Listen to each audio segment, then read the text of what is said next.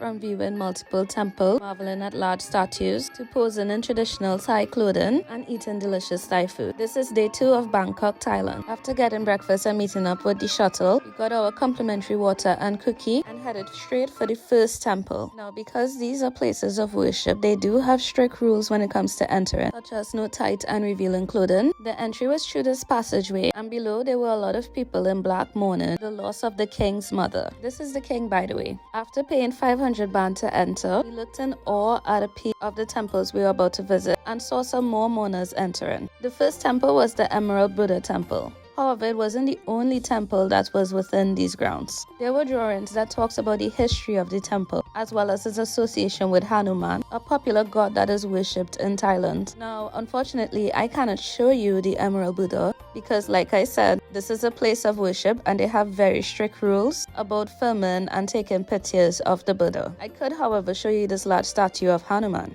The second temple, or rather the palace, is called the Grand Palace, and here holds the body of the king's mother, who passed away in October at the age of 83. Right next to this temple is a museum that honors her, and since the mother was a fashion icon, there's a large collection of different outfits that she wore for different occasions, with descriptions of its origin, as well as price of these outfits. And guys, these outfits were as expensive as you think they are. They had this projector room that featured her as well, and in each room, more and more trendy outfits. After visiting here, we got some ice popsicles. Akila and Christina got green tea, but I got the mango. But then it was time to visit the final temple of the day. And for this one, we had to take a boat to get to it, which only cost about 5 baht. And after a pretty decent ride to the temple, which by the way is called the Wat Arun, we paid the 200 baht to enter. Again, we saw more pictures of the king and his queen, as well as the mother. Some of the tourists went to explore, but the rest of us wanted to dress in traditional clothing, so we were swiftly guided to put on our clothes, and we even hired a photographer to take our photos. It was 300 baht for the wear and 2,000 baht for 3 persons for the photos. After passing through a market, we then took the bus to Icon Siam, where was our drop-off. Y'all, this mall was out of this world in terms of beauty. They had so many things on sale, from